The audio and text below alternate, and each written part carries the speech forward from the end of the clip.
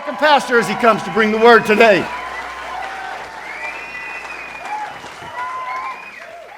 Now listen, I'm serving notice.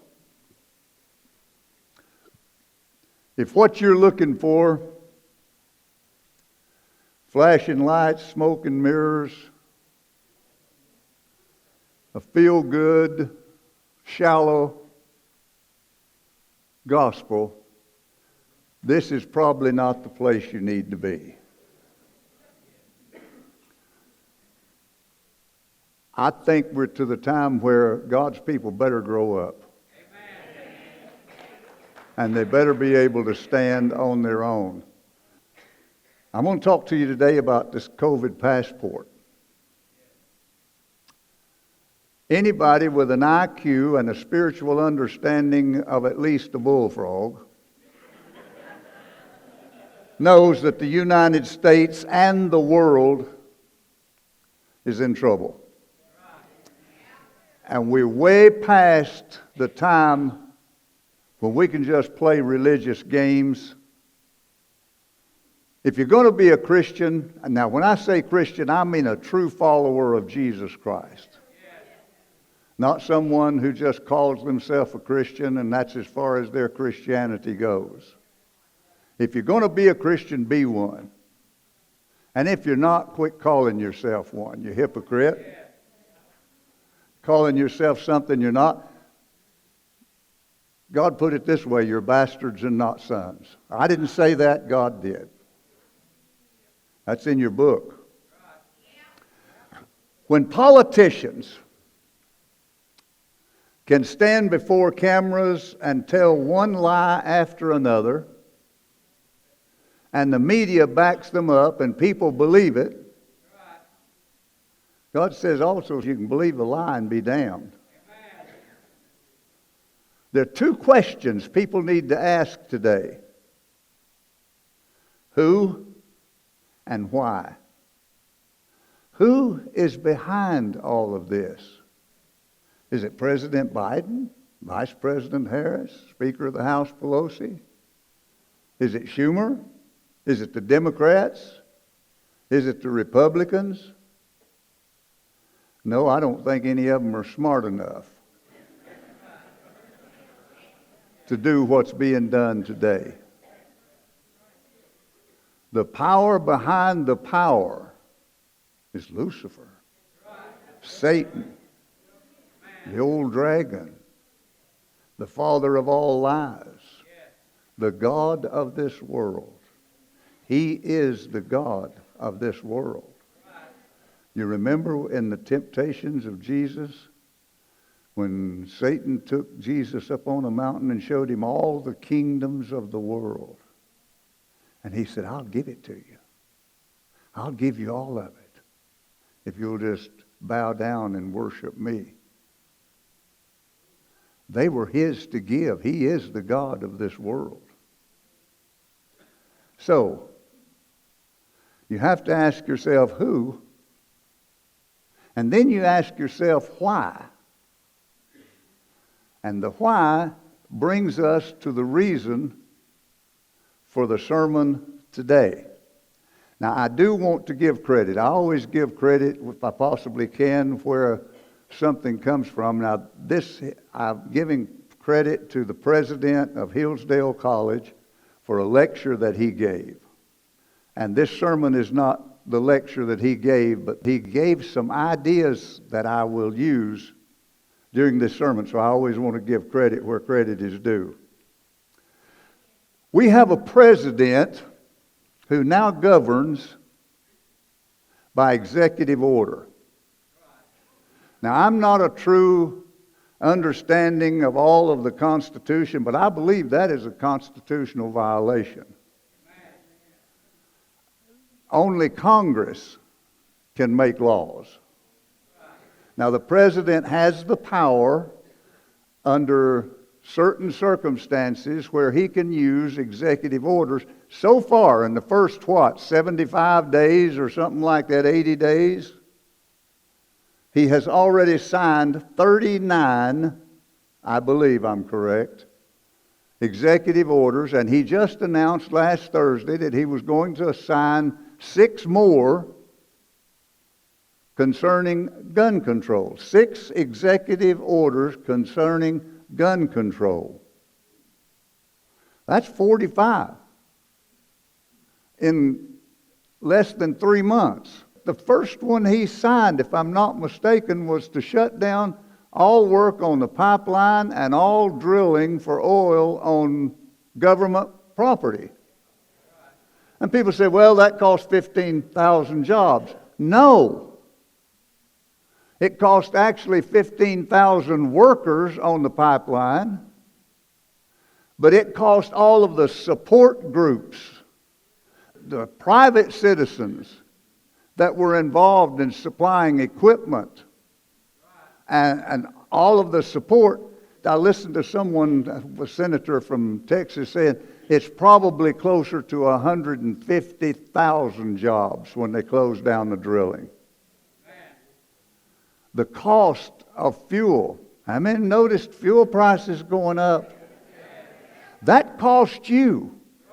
That's a tax on you. Utility prices. They're going to continue to go up, but I've warned you, look out. You're going to probably face $5 a gallon gasoline. And then this one on open borders. That is a national security problem. It's a national health problem. They're not being tested. They're running all of these people that come in with COVID and they just turn them loose on society. They're shipping them to every state in the union. And it's a financial crisis. I do not see how taxpayers can continually foot the bill on some of these executive orders that are being signed. Now, this COVID passport, now they've sort of backtracked a little bit about that.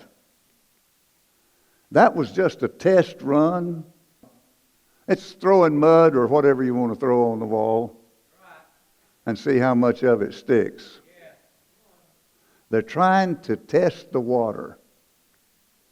Now, airlines, they're trying to force it. Airlines, you can't fly. They're saying, hey, that we want it passed, where you cannot board an airplane to fly unless you have a passport that proves that you've taken the vaccine.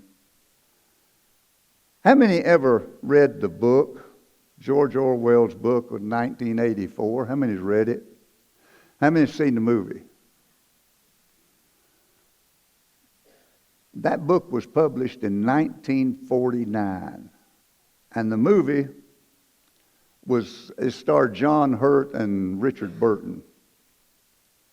But today, I'm going to do totally different than I've ever done before. I'm going to give you a book report and a movie review and see if we can find the parallels of a government that rules by a very small group and how powerful they become. And I told Jock, I said, this is probably the strangest sermon I have ever preached. I don't know you can even call it a sermon. But in the book, 1984, there were hidden cameras and microphones everywhere. Everything people would say and do was being watched by the watchers who were expert at reading faces and reading people's actions, reading their lips. And they were called the thought police. They watched everything that they did. Today we got cameras everywhere. Everything you do on the internet is monitored. And whether you realize it or not, they're building a psychological profile on you. They know these games you play, These quizzes, only a genius can answer all of these questions.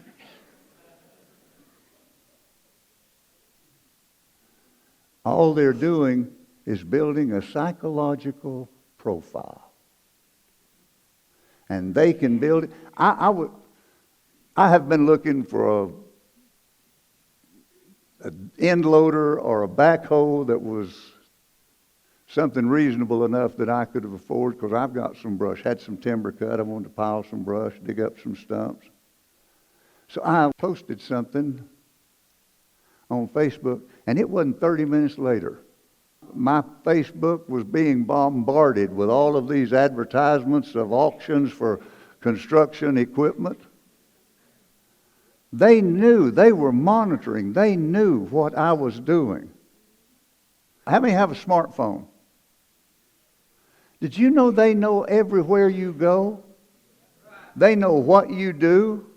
They know where you shop. And they know what you buy. And they know in advance, because of the psychological profile, what people are going to do and where they're going to go. And they manipulate decisions that people make by offering these different things that they can buy. In 1984, the book, Winston Smith, he works for the government. His job is to rewrite history, to fix every book, every newspaper, every publication. Everything that would tell the truth about the past. Now stay with me. He was in charge of being sure that all of the old truth based on history was being replaced by the new truth, which had a total different base.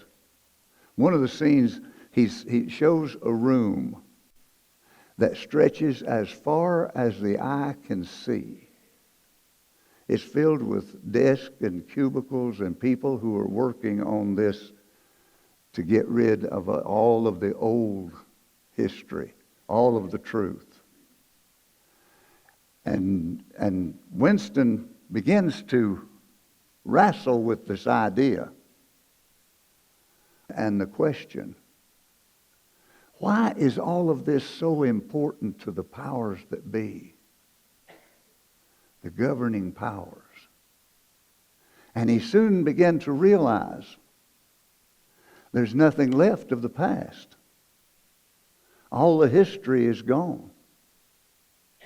Books have been rewritten.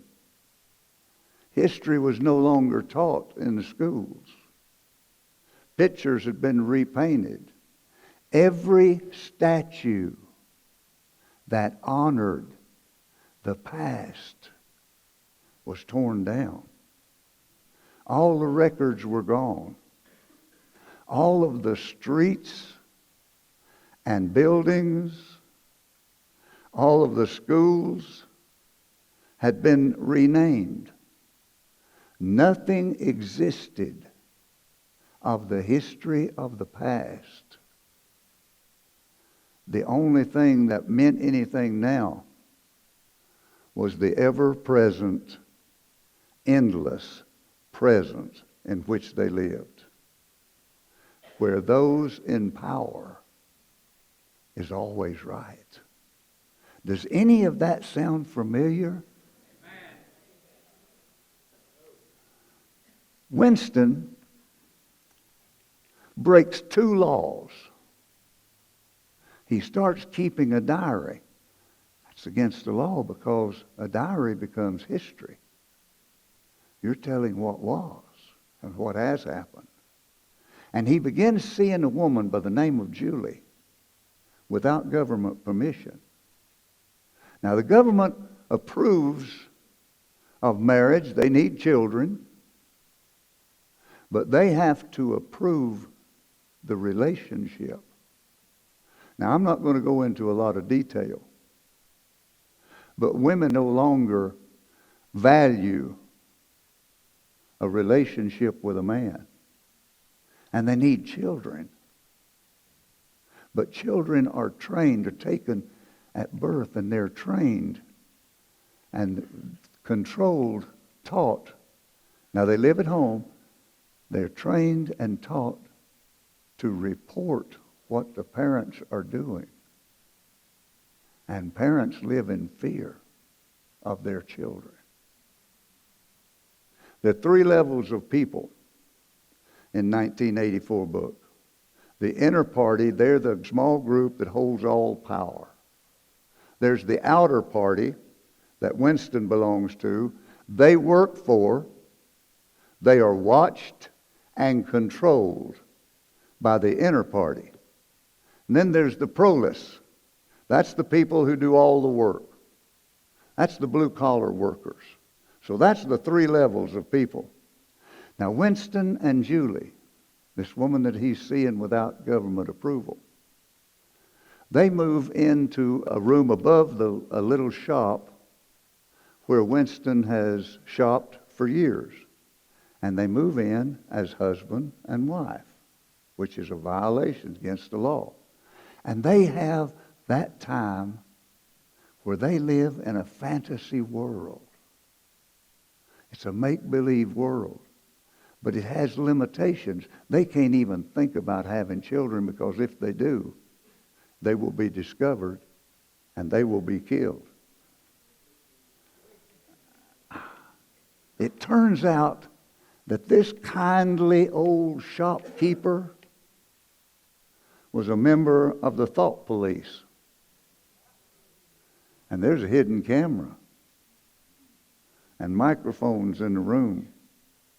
And everything that Winston and Julie have done and said has been recorded by the thought police.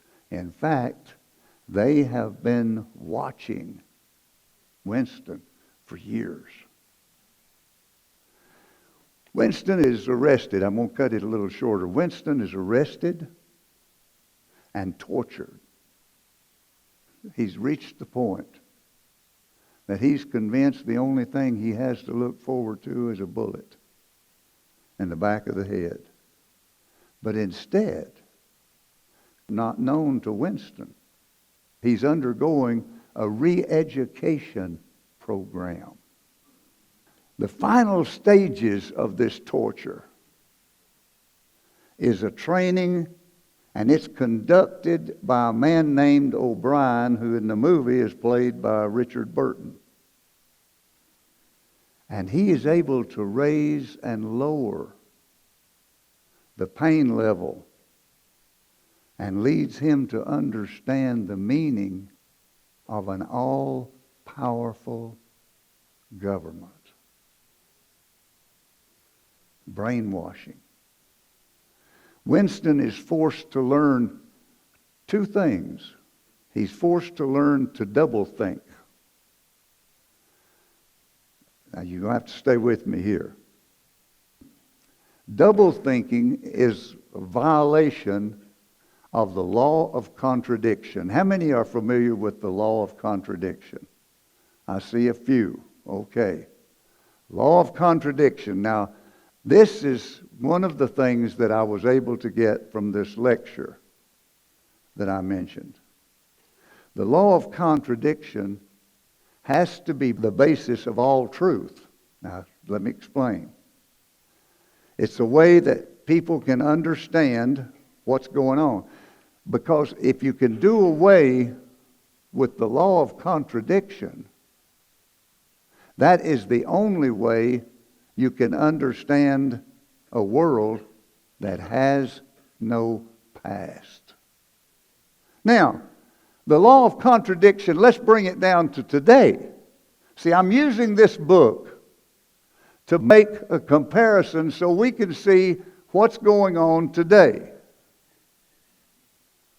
Today, that law should mean that it would be impossible for a political leader, a governor, a mayor, whatever, to mandate that attending church was against the law but massive political rallies and marches was okay.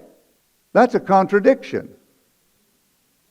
It shouldn't be possible. It would mean that a man could not call himself a woman and a woman couldn't call herself a man just because they thought that sex was determined by what they thought it ought to be. So I want to be a woman, I'll be a woman. That's doublethink. That's doublethink. It violates the law of contradiction. A man can't be a woman. Woman can't be a man. I don't care who you are. There's only two genders. I've told you before, if you don't know which one you are, look down between your legs. If you got something hanging down, you're probably a man. There's nothing hanging down, probably a woman. Good grief.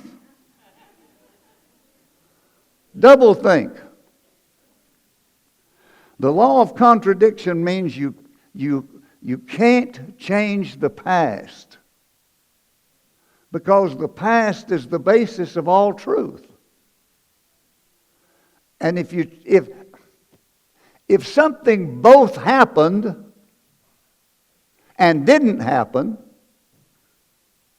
it would be impossible for any human to understand anything about life. Have I lost you? Okay, doublethink. That's what our politicians, a lot of them are talking today, is double talk. Doublethink. That means torture is love. War is peace. Freedom is slavery. Ignorance is strength. If the past can be changed or destroyed, then the power of God is destroyed. Because if something happened and didn't happen, then there can be no God.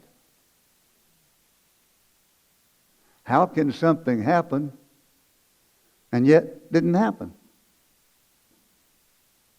We see this rise in the all-powerful few in the attempt to rewrite and destroy history, to tear down statues. We see it in what they're calling the cancel culture. Cancel books and movies because they're racist.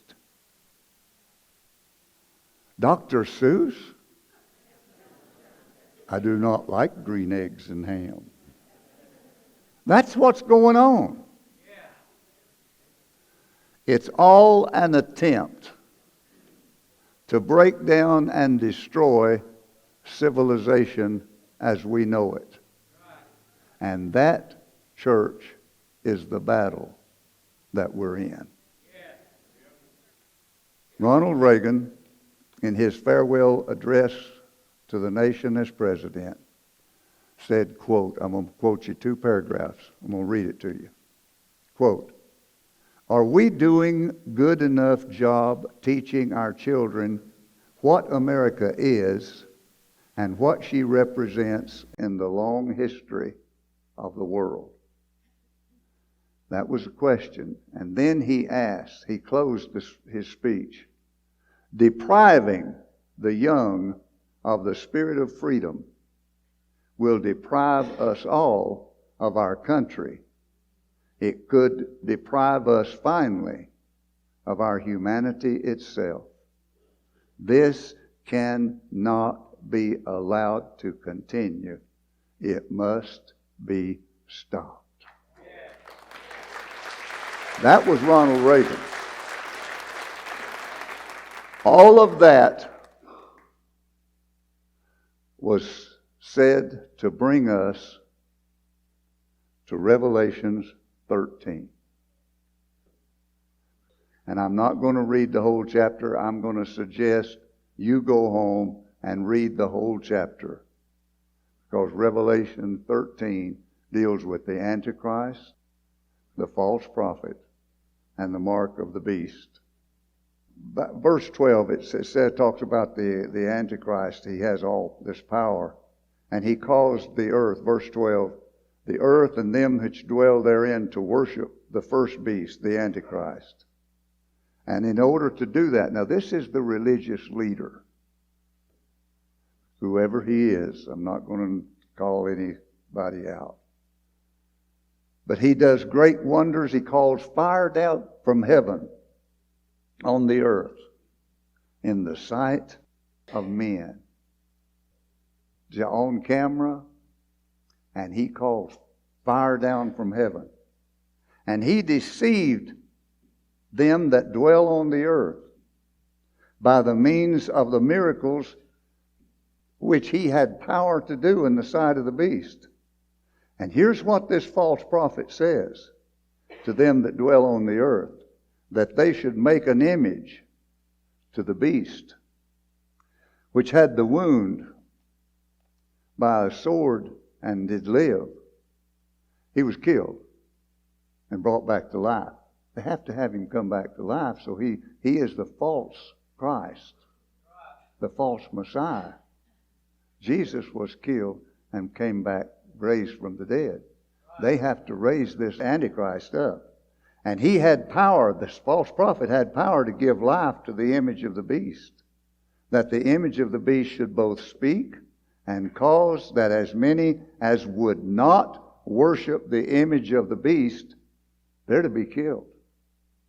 And he caused all, everybody say all, both small and great, rich and poor, free and bond, to receive a mark in their right hand or in their foreheads, that no man might buy or sell, save he that had the mark or the name of the beast or the number of his name. And wisdom is to count the number of his name, which is 666. Now, I'm going to suggest you go home and spend a little time studying that. So, let me ask a question. Let me put it in the form of a question. Is this COVID passport something that is just the beginning of the mark of the beast? I always wondered how they were going to bring that to pass. But if they can use a virus, and you have to have a vaccination to be able to travel, how far away are we from an all-powerful ruling government? How is it possible to shut down a nation,